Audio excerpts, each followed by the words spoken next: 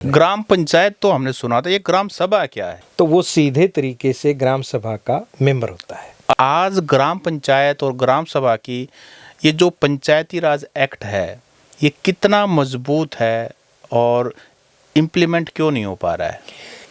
लेकिन संवैधानिक तौर पर ऐसा है कि ग्राम पंचायत पहली ही सरकार है। संविधान में सीधे तरीके से गांव की जो परिभाषा है वो परिभाषित होनी चाहिए। इस देश के अंदर हर एक राज्य में नए गांव बसाए जाएं। पक्की सोच वाले लोग जो हैं वो गांव में रहते हैं, घर बेशक से कच्चे हों। राज्य सरकारें जो कि दूसरे स्तर पर अपने आप को सोचती हैं, उन्हें पहले ग्राम सभाओं की स्वीकृति चाहिए। सरकार सीधा टेंडर कराएगी और गांव में काम करने वाले जो व्यक्ति हैं वो कहीं से भी आए टेंडर के माध्यम से। चौधर की लड़ाई हो गई है और खूब पैसा खर्चा जाता है। जब सरपंची का चुनाव होता है तो दारू भी बांटी जाती है, पता नहीं क्या क्या होता है। 3000 के करीब ऐसे गांव हैं अभी भी जहां पर चुनाव नहीं होते हैं।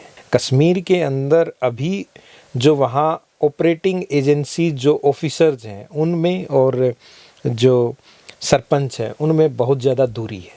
तो उनका ससुर, पति या देवर या जेठ सरकार नहीं चला रहा, छोटे वाली वो खुद चला रही है। वहाँ पर महिला नेतृत्व भी मैंने देखा और महिला नेतृत्व की दहाड़ बहुत स्ट्रोंग थी। और फिर वो 5 साल फिर वही जो डर्रा पहले होता है कि आदमी आगे आए और वो सरपंच बने, मेंबर पुरुष भी सरपंच बने। तो प्रशिक्षण सरकार को करवाना पड़ेगा, बहुत अच्छे तरीके से कराना पड़ेगा। लेकिन अक्सर देखा जाता है अगर डीसी गांव में आए तो चेयर लगती है, एक ही चेयर है तो डीसी बैठेगा, सरपंच खड़ा रहेगा। पिछले 15 सालों में जिन लोगों के फर्स्ट, सेकंड, थर्ड रैंक आए हैं आईएएस में और उन्होंने देश के लिए कोई कमाल काम कर दिया, उन्हें किसानों से कोई लेना देना नहीं तो हमें भी उनसे कोई लेना देना नहीं। ग्राम एसोसिएशन ऑफ भारत, सरपंच साहब क्या है ये जो आप पूरे देश में, कभी केरला में हो, कभी गुजरात में हो, कभी कहीं हो, कभी कहीं हो, क्या करते हो आप इसमें?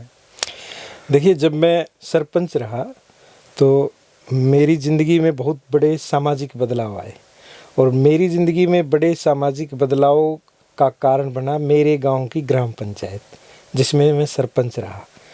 तो जो एहसास मुझ में सरपंच के तौर पर पैदा हुए, मैं सोचता हूं कि हर गांव तक ग्राम पंचायत के एहसास, सरपंच के एहसास और ग्राम सभा के माध्यम से ग्राम पंचायत का सशक्तिकरण, यही हम ग्राम एसोसिएशन ऑफ भारत के माध्यम से कश्मीर से लेकर महाराष्ट्र तक सभी ग्राम पंचायतों में करने की कोशिश कर रहे हैं। ग्राम पंचायत तो हमने सुना था, ये ग्राम सभा क्या है? देखिए, ग्राम पंचायत का जो अस्तित्व है वो कुछ भी नहीं रहेगा अगर ग्राम सभा नहीं है। ग्राम सभा ग्राम पंचायत की एक अथॉरिटी है एक प्रकार से। ग्राम सभा के बगैर ग्राम पंचायत का किसी भी प्रकार का अस्तित्व है ही नहीं। ग्राम पंचायत अगर कोई भी कार्य करना चाहती है या उसने जो कार्य किए हैं अगर उनको पास करवाना चाहती है, अगर उसने ग्राम सभा में वो कार्य प्रस्तावित ना करवाए हों और प्रस्तावित कराने के अलावा अगर उसने ग्राम पंचायत डेवलपमेंट प्लान ग्राम सभा के माध्यम से ना तैयार करवाया हो तो वह पूरी तरीके से असंवैधानिक रहेगा। ग्राम सभा में वो शक्ति है कि ग्राम सभा, जैसा कि मैं आज आम तौर पर देख रहा हूँ कि बहुत सारी ग्राम पंचायतें 15, 20, 25 लोगों को इकट्ठा करके उसको ग्राम सभा का नाम ले देती हैं, लेकिन गांव के किसी भी एक जागरूक व्यक्ति ने जिस दिन ग्राम पंचायतों की शिकायत कर दी, उस दिन पूरी ग्राम पंचायत पूरे तरीके से बर्खास्त हो जाएगी। क्योंकि गांव के टोटल नंबर ऑफ वोटर्स का अगर 10% वोटर अगर ग्राम सभा में उपलब्ध नहीं है और आपने अगर उसके 2%, 1% ही साइन करवा के उस रेजोल्यूशन को आगे बढ़ा रखा है, उसके आधार पर गांव में कार्य कर रहे हैं, यह भी पूरी तरीके से असंवैधानिक है। 10% अगर 4000 वोटर वाला गांव है तो उसका 10% यानी कि 400, 390 भी नहीं हो सकते, 400 ही चाहिए कम से कम। हर डॉक्यूमेंट के ऊपर जो कुछ भी रेजोल्यूशन नहीं, पास होता जो नियम के अनुसार साल के अंदर मान लो 3 ग्राम सभाएं आयोजित की जा रही हैं। है और ग्राम सभा का मेंबर कौन कौन होता है? ग्राम सभा का मेंबर सीधे रूप से गांव का कोई भी अगर वोटर है तो वो सीधे तरीके से ग्राम सभा का मेंबर होता है। 18 साल से लेकर के और जब तक बुजुर्ग 90 साल तक बिल्कुल बिल्कुल सभी मेंबर होते हैं, जो सभी जिसके पास सदस्य वोटर होते आईडी होती है। जी बिल्कुल, गांव का प्रत्येक वोटर जो है वो ग्राम सभा का सदस्य होता महिलाएं भी होती हैं जो है। घूंघट में- महिलाएं, लड़कियां सभी उसकी सदस्य होती तो क्या वो अटेंड करती हैं? हैं। ये देखने में क्योंकि जब मैं सरपंच बना तो मेरा भी 1 साल ऐसे गुजरा था ऑनेस्टली कि उसमें महिलाएं नहीं होती थी, चौपालों में ग्राम सभाएं रखी जाती थी। लेकिन जब हमें इसका एहसास हुआ कि ग्राम सभा के बगैर सरपंच या ग्राम पंचायत का कोई अस्तित्व ही नहीं है, तो तब हमने ग्राम सभा पर ही कार्य किया। आज के दिन हमारे बीबीपुर गांव में अगर आज भी हम कभी गांव के लिए कोई निर्णय लेने के लिए, गांव के सामूहिक तौर पर कोई कार्य करने के लिए मंदिर के पब्लिक अनाउंसर से भी आवाज़ लगा दे, तो हमारे गांव में 400 लोग तो आराम से 400-500 तो तुरंत इकट्ठे हो कितने जाते हैं। वोटर हैं आपके गांव में? हमारे गांव में 3400 के करीब वोटर हैं। जी, तो उसमें 10% तो आपने वो आराम से 2010 से लेकर 15 तक आपने इतना जागरूक कर दिया। अपने गांव को नहीं, बाहर भी किया। जी आपने एक शाहरुख खाप की मीटिंग भी बुलाई थी जिसमें नेशनल मीडिया तक पहुंचा था, फिर इंटरनेशनल मीडिया भी आपके गांव में। और हम तो बहुत बार आपके गांव में आपके इनविटेशन पे आए, स्टोरी करके गए, कई तरह के रेवोल्यूशन किए। आज ग्राम पंचायत और ग्राम सभा की ये जो पंचायती राज एक्ट है, ये कितना मजबूत है और इम्प्लीमेंट क्यों नहीं हो पा रहा है? देखिए, जब देश आज़ाद हुआ था तो महात्मा गांधी जी ने देश की आज़ादी का नेतृत्व भी किया। उनके नेतृत्व में देश को आज़ादी मिली। गांधी जी कहते थे अगर ग्राम स्वराज लेकर आना है तो उसके लिए ग्राम सभाओं की सबसे ज़्यादा ज़रूरत है। और ये ग्राम स्वराज क्या है?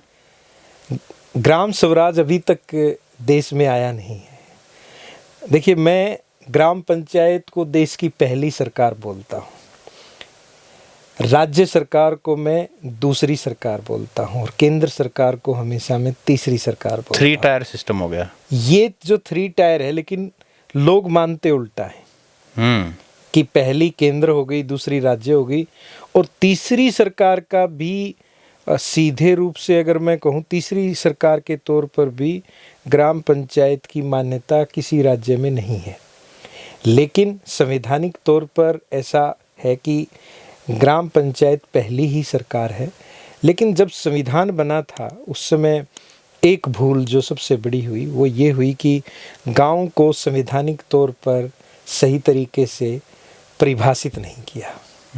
क्या स्थिति थी तो पिछले भूतकाल में ना जाके उस समय की क्या स्थितियाँ थी वो हम नहीं जान सकते। लेकिन ग्राम एसोसिएशन ऑफ भारत तो ये कोशिश कर रहा है कि संविधान में सीधे तरीके से गांव की जो परिभाषा है वो परिभाषित होनी चाहिए।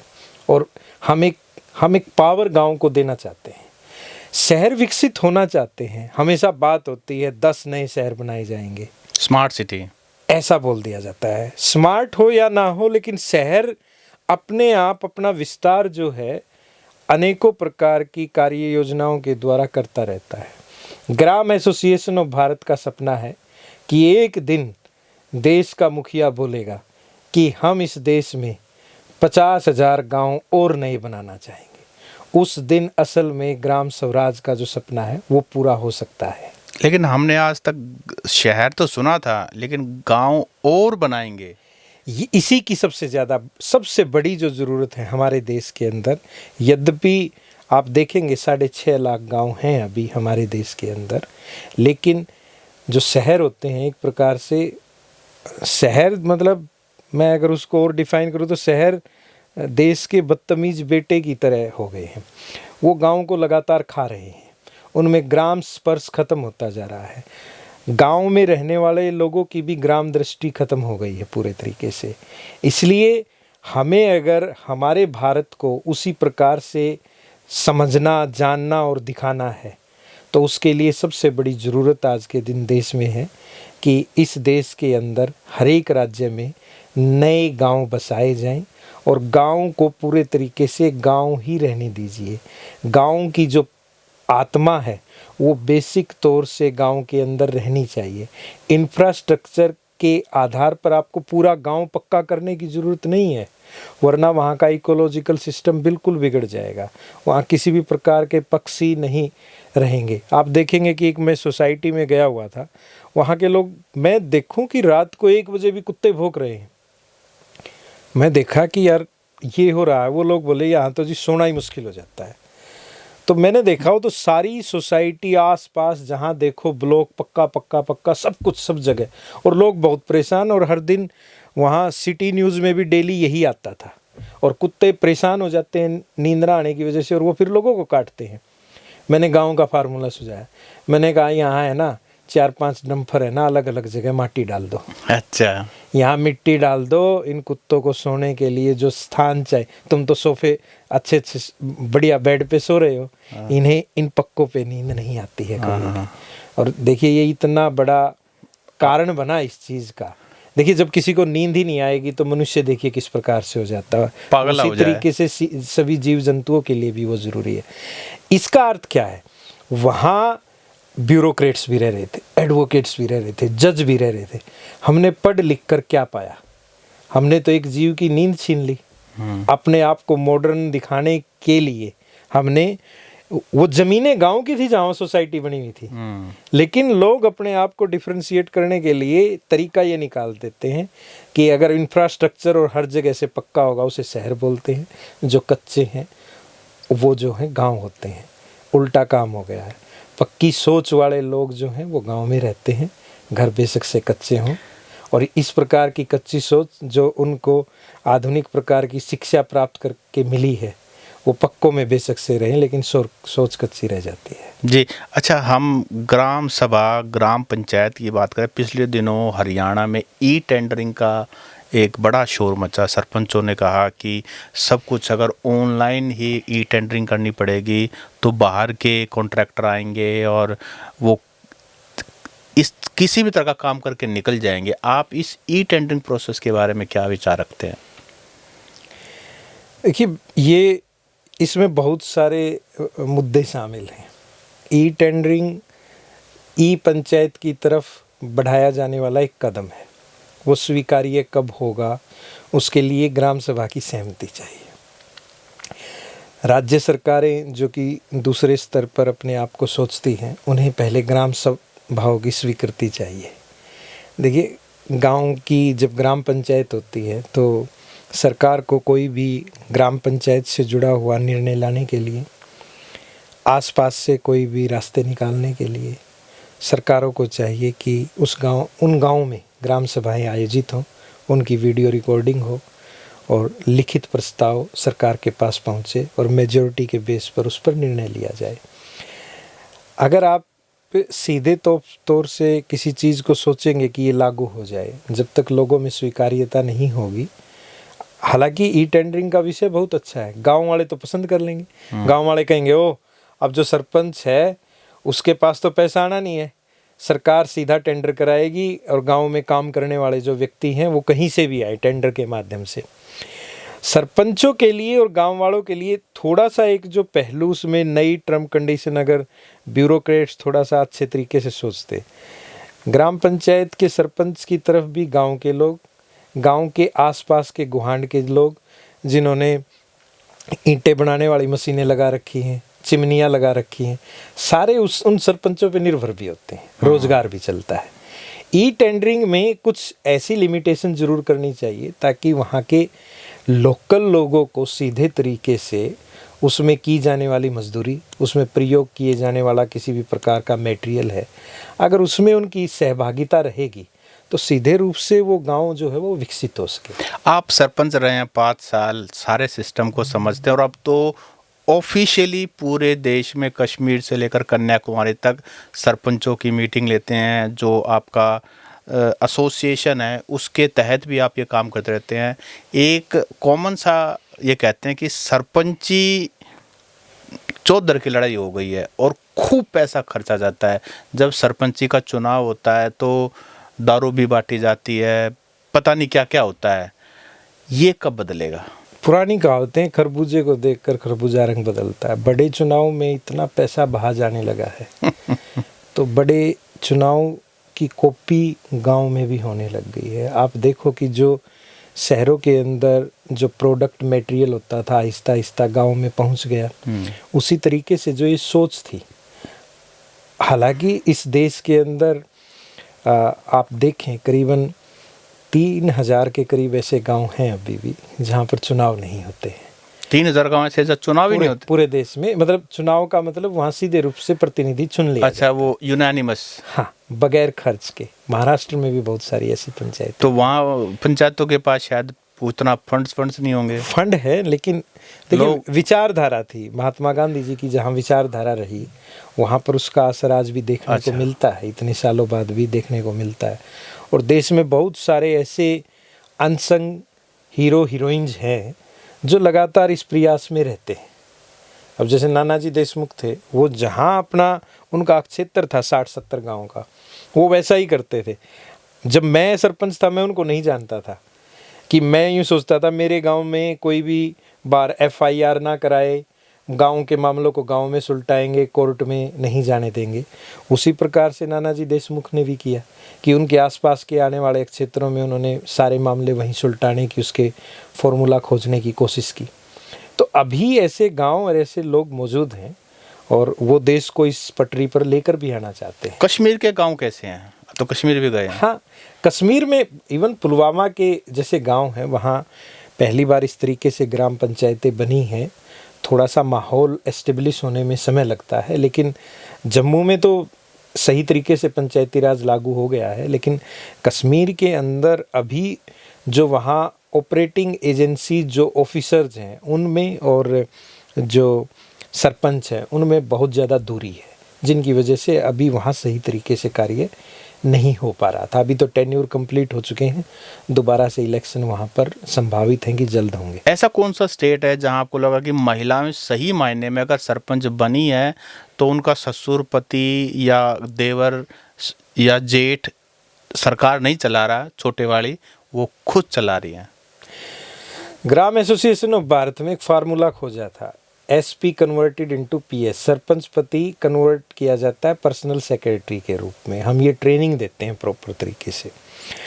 वैसे आम दक्षिण भारत के अंदर कहो, उड़ीसा के अंदर कहो, मैंने बिहार में भी पाया, मैंने झारखंड में भी पाया, बहुतों जगह मैंने पाया कि महिला नेतृत्व दिखा। अभी पिछले दिनों जब मैं अक्टूबर 2024 में मैंने आज़ाद मैदान मुंबई में 5000 सरपंच वहाँ पर इकट्ठा हुए आज़ाद मैदान में। मैं देखकर खुश था कि करीबन 3000 पुरुष सरपंच थे, 2000 महिला सरपंच भी वहाँ पर आ गई। मैंने करीबन 1 साल ऑनलाइन मीटिंग्स की, वहाँ छोटे छोटे प्रोग्राम आयोजित किए, लेकिन मुझे ये नहीं पता था कि ये गाँव के लोग, गाँव के जो सरपंच हैं, इस कदर विश्वास करके और महिला सरपंच स्वयं वहाँ पर पहुँच गई। उनकी भी इसी तरह की मांगे थी कि ग्राम पंचायत को कैसे सशक्त किया जाए, या राज्य सरकारें ने कुछ अलग प्रकार की नियमावली वहाँ पर लागू करना चाहती थी, तो वो हमने तुरंत हटवाया। और पावर देखिए, 5000 सरपंच महाराष्ट्र के इतिहास में पहली बार इकट्ठे हुए। वहाँ पर विपक्ष भी आया और पक्ष के मंत्री कई 100 किलोमीटर दूर थे, वो भी हेलीकॉप्टर लेकर पहुँचे और मौके पर ही उन्होंने उन मुद्दों को सोल्व करने की हाँ भी भरी। तो मैं ये मानता हूँ वहाँ पर महिला नेतृत्व भी मैंने देखा, और महिला नेतृत्व की दहाड़ बहुत स्ट्रोंग थी। हमने सोशल मीडिया पे उनको खूब वायरल किया, वहाँ के ग्रुप्स में गया तो महिला सरपंचों ने भी इस प्रकार से वहाँ पर कहना शुरू कर दिया था। तो सरकार ने वो बातें सुनी और मानी भी एक प्रकार से। लेकिन महिला नेतृत्व में अभी थोड़ा सा बदलाव आ रहा है, लेकिन पुरुष क्योंकि पितृसत्ता ज़्यादा चाहता है, वो ससुर के रूप में हो, पति के रूप में हो, वहाँ पर वो सोचता है कि चौधराट जो है उसी के नाम से रहे। अभी जैसे हम रोहतक ज़िले में भी कार्य शुरू कर रहे हैं, तो वहाँ पर भी हम देख रहे हैं कि यहाँ पर सरपंच के जो नाम थे पतियों ने अपने नाम लिखवा रखे हैं। तो बदलाव में समय लगेगा, लेकिन महिलाओं को उनके अधिकार लेने के लिए खुद खड़ा होना पड़ेगा और पुरुषों के अंदर इस प्रकार के एहसास का जन्म हो कि वो स्वयं उनके बगैर मांगे उनके अधिकार उनको दे दें। आप जींद से आपका संबंध है, हिसार में भी आपने काफ़ी काम किया है।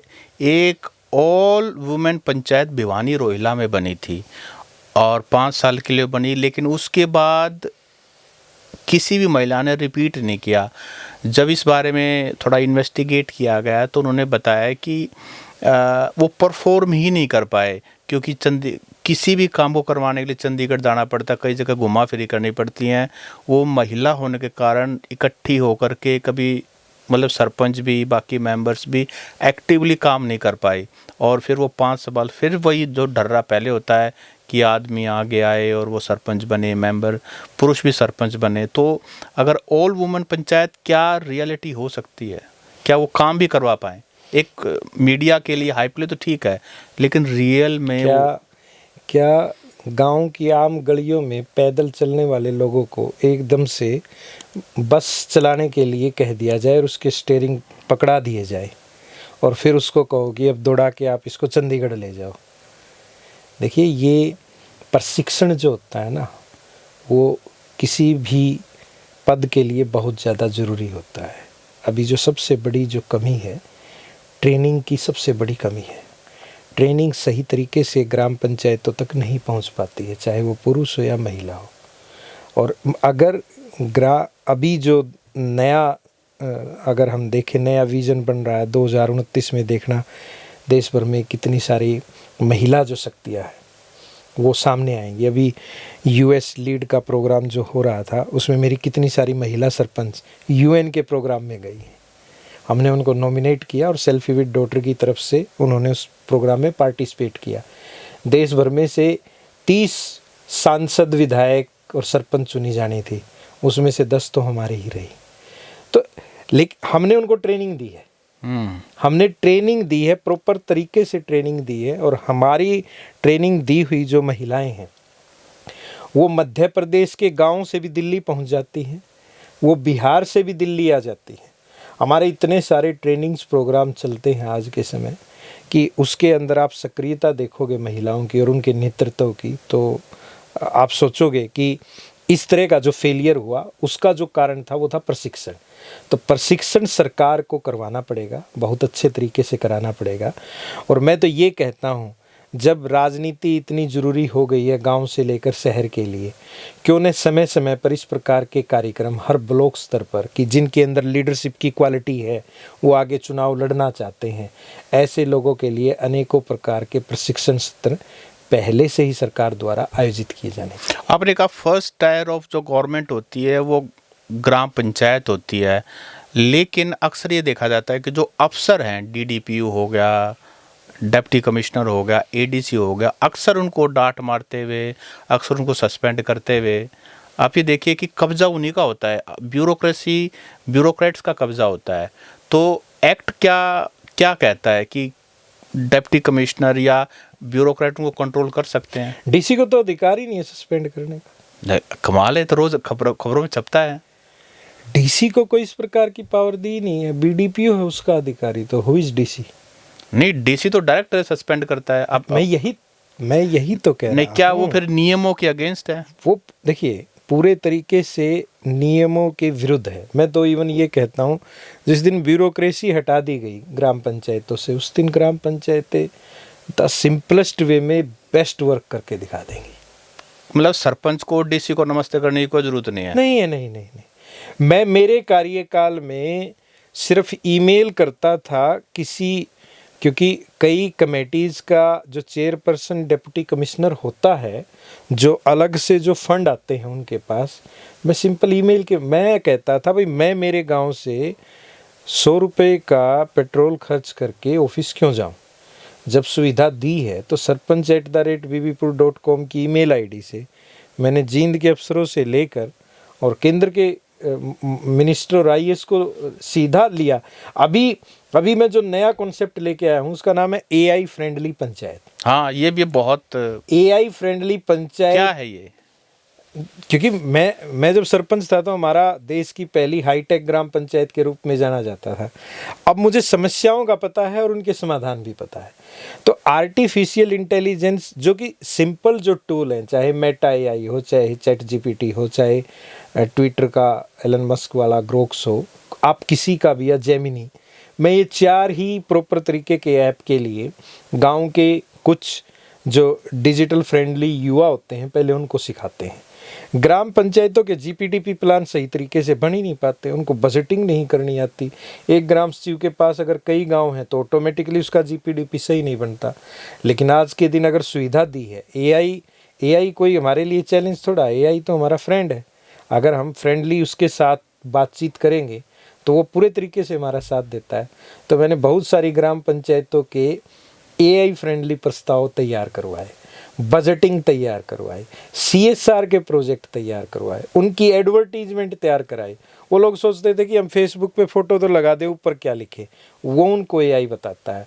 उनको अगर इमेज जनरेट करना है तो ग्रोक्स से उसकी इमेज भी जनरेट हो जाती है। आराम से 3-4 जो ऐप हैं उसका आप सीधे तरीके से प्रयोग करें और आपकी ज़िंदगी बहुत ईजी हो जाती है। अच्छा, आपकी बहुत लंबे समय तक हरियाणा के ब्यूरोक्रेट से लड़ाई रही है।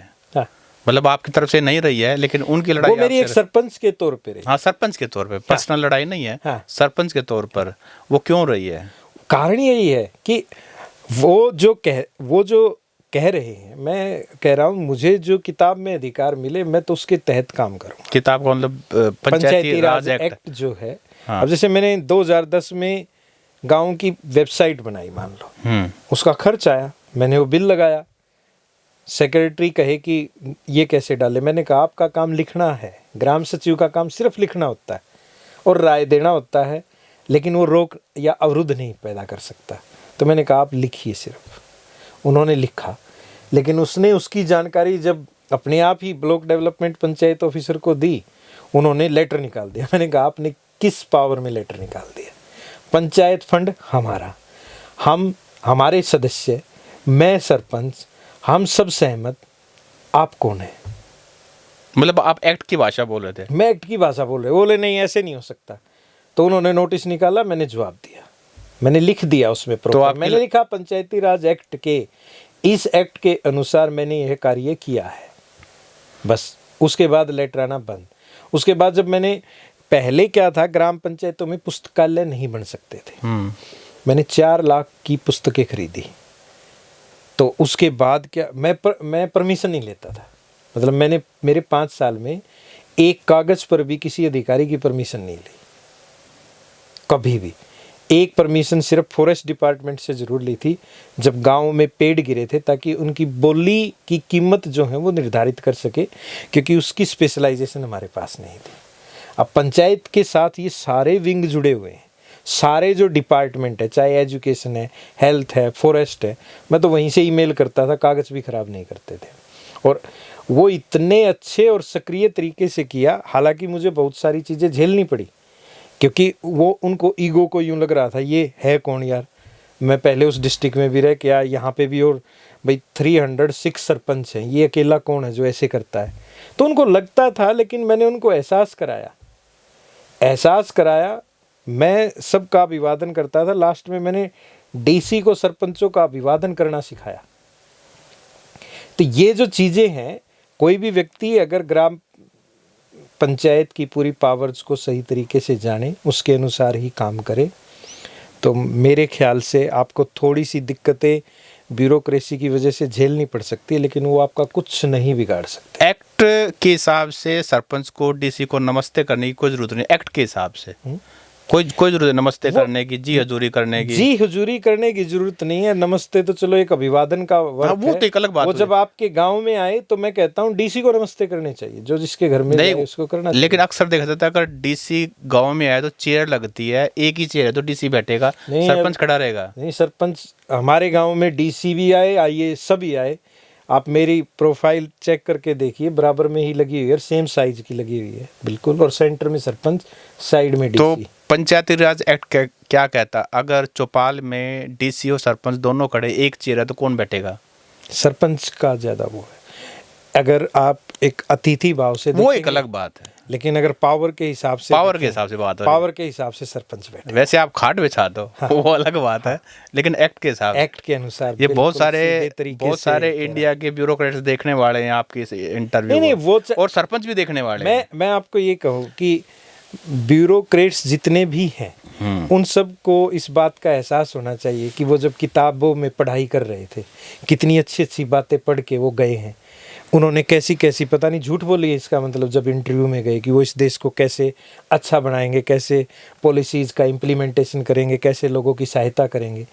मुझे आप बताइए कि पिछले 15 सालों में जिन लोगों के फर्स्ट सेकंड थर्ड रैंक आए हैं आईएएस में और उन्होंने देश के लिए कोई कमाल काम कर दिया, कोई एक नाम बता दीजिए। एक कमाल काम मैं बताता हूँ, उनका नाम तो नहीं लूँगा। एक रैंक उनका शायद फर्स्ट या सेकंड रैंक था, और जब किसान आंदोलन चल रहा था तो उनकी एक छोटी सी वीडियो वायरल हुई थी कि किसानों के सर में लठ मारो। उनका नाम नहीं लूँगा मैं, वो टॉप रैंकर थे और बाई चांस वो हरियाणा के ही थे। तो इनका तो ये काम है। आप देखिए बहुत सारे, क्योंकि ये एक ऐसा आईएएस का जो चुनाव होता है उसकी प्रक्रिया आप पढ़ कर जाते हैं, लिख कर जाते हैं, फिर विचारों को वहाँ प्रकट करते हैं। मैंने देखा गांव की खेतों की पगडंडियों में पहला रैंक प्राप्त करके फ़ोटो खिंचवाने वाले, मैगजीन में पहले पेज पर आने वाले जो आईएएस होते हैं उन्हें किसानों से कोई लेना देना नहीं तो हमें भी उनसे कोई लेना देना नहीं, और ग्राम पंचायतों को तो बिल्कुल ऐसे व्यक्ति चाहिए ही नहीं। मैं एक चीज़ देख रहा हूँ पिछले समय से कि ग्राम पंचायतों को सशक्त करने के लिए हम केंद्र सरकार से मांग कर रहे हैं यूनिफॉर्म पंचायती राज की। ग्राम एसोसिएशन ऑफ भारत की मांग है कि आप ज्योग्राफिकल कंडीशन और अन्य जो दूसरी स्थितियाँ होती है उसके अनुसार थोड़ा बहुत बदलाव करें, बाकी यूनिफॉर्म पंचायती राज देश भर में लागू होना चाहिए। ग्राम पंचायतों को पहली सरकार की सीधे रूप से मान्यता होनी चाहिए, और ग्राम पंचायत अगर राज्य का मुख्यमंत्री कहता है कि मैं मुख्यमंत्री हूँ और किसी भी सभा में कोई घोषणा कर सकता हूँ, तो सरपंच के लिए भी पंचायती राज उतना ही सशक्त होना चाहिए। और ये गलती हुई कि उस समय कमज़ोर सरकार थी, जब केंद्र सरकार में पंचायती राज एक्ट बना, मिलीजुली सरकार बनी हुई थी और उसकी वजह से ऐसा हुआ कि राज्यों पे निर्भर थी सरकारें, और उसकी वजह से पंचायती राज के अधिकार तो 29 मिले ग्राम पंचायतों को, लेकिन उसमें एक जो सेमीकोलन लगा के और ये कह दिया गया कि राज्य सरकारों पर आश्रित बना दिया ग्राम पंचायतों को। तो मेरा तो आग्रह है कि केंद्र सरकार को इसमें बदलाव लाके जिस तरीके से और नए कानून जो पहले की गई गलतियां थी उनको सुधारा है। पंचायती राज में बहुत बड़े सुधार की ज़रूरत है, और इस देश को अगर विकसित बनाना है और सस्टेनेबल डेवलपमेंट गोल अगर वाकई में अचीव करने हैं, विश्व गुरु बनाना है, तो विश्व गुरु भी कहो आप, लेकिन मैं तो यही मानता हूँ कि हमारे देश के अंदर खुशी मुस्कुराहटें चाहे अच्छे स्वस्थ होने के लिए या अच्छी शिक्षा के लिए मिले, उसका सीधा सा रास्ता कभी भी शहरों के फ्लाईओवर से होकर नहीं जाएगा, वो गांव की आम गलियों से होकर जाएगा। अगर इसको हमें अचीव करना है तो गांव के बारे में सीधे तरीके से ग्राम दृष्टि रखते हुए, ग्राम हृदय रखते हुए सोचना पड़ेगा। अक्सर ये देखा गया है कि गांव के पास अकाउंट में फंड्स हैं लेकिन प्रशासन की परमिशन नहीं है, इसलिए वो फंड डेवलपमेंट पर खर्च ही नहीं कर पाते। क्या एक्ट क्या कहता है? देखो, ग्राम पंचायत के पास खुद का फंड निकालने के अभी तो मैं तो ये मानता हूँ, मैं तो सरपंच को नया विज़न दे रहा हूँ कि sarpanch as a business person अपने गांव में नई नई चीज़ें लगाए और उससे फंड जनरेट करे। पहले लोग कूड़ा कचरा पे ही लगे थे, लेकिन अगर उसके पास ज़मीनें हैं, मैंने तो मनरेगा में कहा था हम क्यों ईंटें खरीदें यार, हम गांव के मनरेगा के मजदूर लेके गांव की जो हमारी ज़मीन है वहीं पर भट्ठा लगा देंगे, हम तो खुद ईंट बेचेंगे। तो फिर हिल गया था उस समय 2013 में मनरेगा वाला सिस्टम कि ये तो गलत काम कर देगा, तो मैंने काफ़ी बार लिख के भेजा। गाँव में फंड लाना कोई मुश्किल काम नहीं है, सबसे आसान कार्य है गांव को विकसित करना। आज के समय फंड के बगैर ऐसा नहीं हो सकता कि कोई गांव विकसित ना हो। ग्राम पंचायत को सामाजिक विषयों पर कार्य करते हुए गांव के अंतिम व्यक्तियों के लिए कार्य करना चाहिए, सेल्फ हेल्प ग्रुप बनाने चाहिए, किसानों के लिए हर प्रकार की योजना गांव तक पहुंचानी चाहिए, दिव्यांगजनों के लिए काम, ये तो हैं काम करने के। फंड तो आप केंद्र सरकार, राज्य सरकार, CSR और आपके आसपास के स्थित विश्वविद्यालयों के माध्यम से आप कितने ही ले लीजिए, आपके अंदर अगर थोड़ी सी जागरूकता पैदा हो जाए तो यह कमाल हो जाएगा। अच्छा, अक्सर सरपंचों को कहा जाता है कि कोई भी पिछड़ा सरपंचों के पैसे खा गया, ये पैसे कैसे खाए जाते हैं? देखिए, पैसे खाने का क्या तरीका पहले था, पहले क्या था, जब शुरू में पंचायतें बनती थी, लोग भाई A से लेके B तक गली बननी है तो उसका फंड आ गया, एक और गली का आया, A के सामने C का घर है, B के सामने D का घर है, तो एक ही गली को 2 बार बनाया दिखा दिया, कोई चेक नहीं करता था, ऐसी चीज़ें हो गई। फिर मनरेगा का दुष्प्रयोग होना शुरू हुआ, उन्होंने मजदूरों के फर्जी कार्ड बनवा के उनके अकाउंट में पैसे डलवा के उनसे लेना, JCB के द्वारा, मशीनों के द्वारा कार्य करवाना, वो शुरू कर दिया। तो इस तरह के कार्यों से उन्होंने फंड खा लिया। फिर होता है कि वो गांव में किए जाने वाले कार्यों को जब किसी ठेकेदार या किसी भी अन्य माध्यम से देते हैं तो वो उनसे कमीशन ले ले। ये तरीके होते हैं उसके पास फंड खाने के। सीधे रूप से जो व्यक्ति फंड खाता है इसके अंदर, वो धरा जाता है सीधे तरीके से। एक जागरूक ग्राम सभा का मेंबर अगर उससे ये पता है कि उसका सरपंच करप्ट है तो उसको कैसे सीधा कर सकता है? वो देखिए, भारत में RTI है। मैं तो ये कहता हूँ, गांव में रहता हो कोई भी लड़का या लड़की या शहर में, कोई फ़र्क नहीं पड़ता। मैंने तो अपने स्टेट को पहला ऐसा स्टेट बनाया जब कोरोना काल था।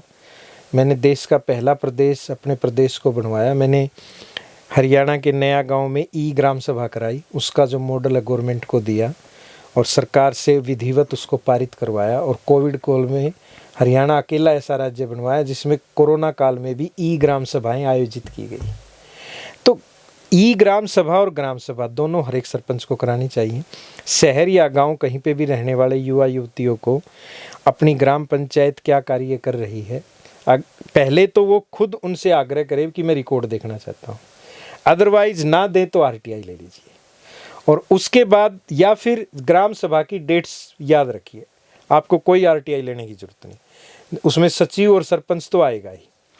क्या जिस दिन भी ग्राम सभा की तिथि हो, क्या सरपंच की ड्यूटी बनती है कि वो सभी को इन्फॉर्म करे कि इस दिन मीटिंग होगी? ये रोल सबसे ज़्यादा ग्राम सचिव जो है, एजेंडा जब जारी करता है इस चीज़ के लिए, डेट निर्धारित होती है।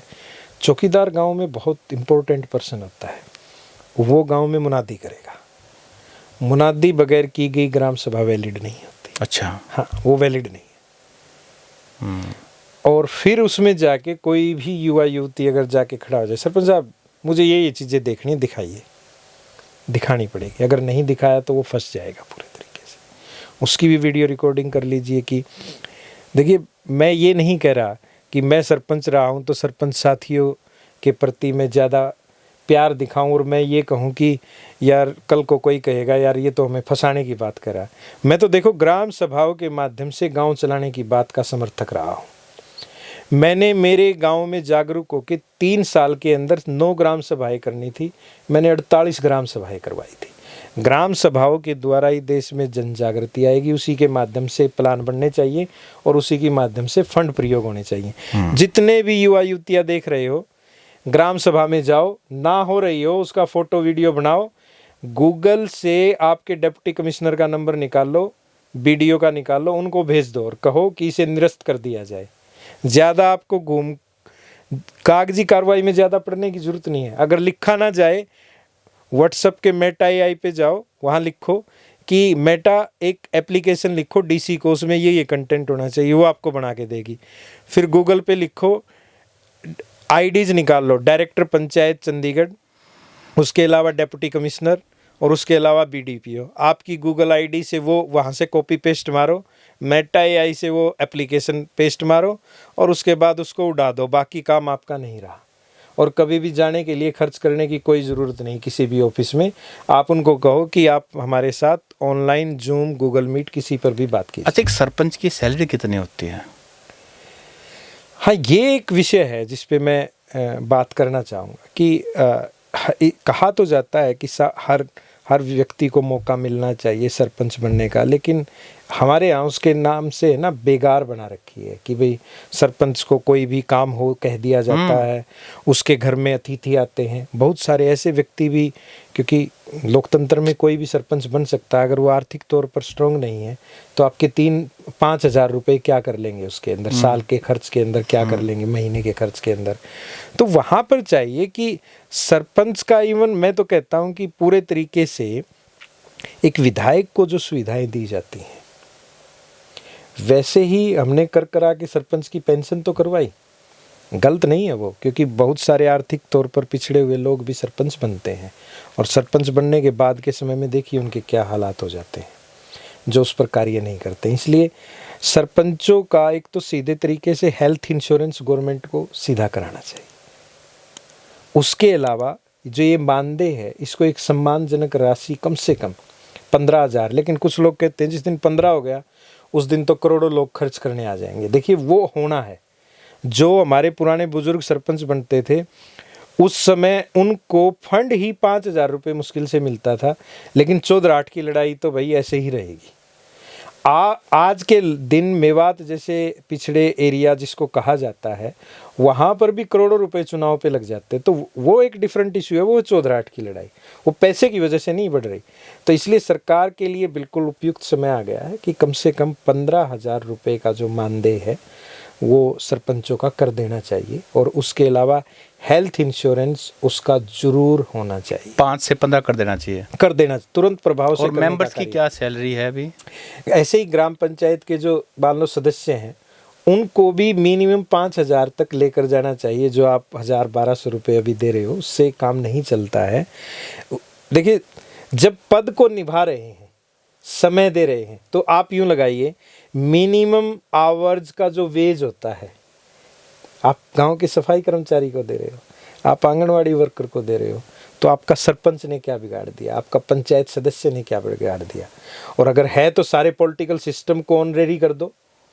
आप विधायक को तो आप ऐसे चढ़ा रहे हो, और वो अगर दूसरी बार बन रहा है तो उसकी दूसरी बार की उनकी तो कलम से कानून बनता है ना, उनकी कलम से कानून बनता है, लेकिन वो अकेले खाए जाएंगे और सरपंच देखते रहेंगे।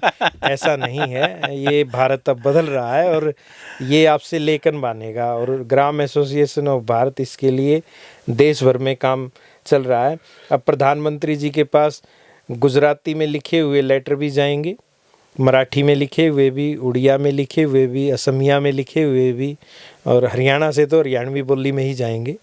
वो सभी लेटर पहुंचेंगे और यूनिफॉर्म पंचायती राज एक्ट को सीधे तरीके से गांव की परिभाषा के साथ संविधान में नए बदलाव की ओर हम मिलके कोशिश कोई लेटर पढ़ता भी है पीएम ऑफिस में, कोई भेज दे तो? देखिए हमने तो 18 से 21 की एज के लिए काम किया था और बहुतों किए हैं, और बहुत सारे साथी हैं देश भर में। पीएम ऑफिस में मुझे नहीं लगता कि अगर रेलेवेंट चीज़ हो तो वो छूट जाए। अच्छा, इवन वॉइस नोट भी नहीं छूटता है। अच्छा, इतना सिस्टम है? इतना बेहतरीन सिस्टम है। आप माई गाँव का ऐप डाउनलोड कर लीजिए, माई गाँव के ऐप में आप सुझाव डालिए, कितनी तवज्जो मिलती है। अच्छे आइडियाज़ को सीधे दिल्ली बुला लिया जाता है। अच्छा, हाँ। आपने सरपंच साहब इतना बेहतरीन जानकारी दी है ना। आपका जो एक्सपोजर है कश्मीर से लेकर कन्याकुमारी तक, और ग्राम एसोसिएशन ऑफ भारत जो आपका एक नया इनिशिएटिव है जिसमें आप एम्पावर कर रहे हो ना सिर्फ सरपंचों को बल्कि ग्राम सभा को, यानी कि एवरी वोटर, जो गांव का एवरी वोटर है। बड़ा मज़ा आ गया, और हम चाहेंगे आपसे एक बार दोबारा से कभी रूबरू। आपका बहुत बहुत शुक्रिया। सभी दर्शकों का बहुत बहुत शुक्रिया, और आप इसको अपने जीवन में उतारे। गांव के बगैर दुनिया नहीं है। गांव को बनाए रखने के लिए हमें महिला हितैषी गांव भी बनाने पड़ेंगे, बाल हितैषी गांव भी बनाने पड़ेंगे। बहुत बहुत शुक्रिया।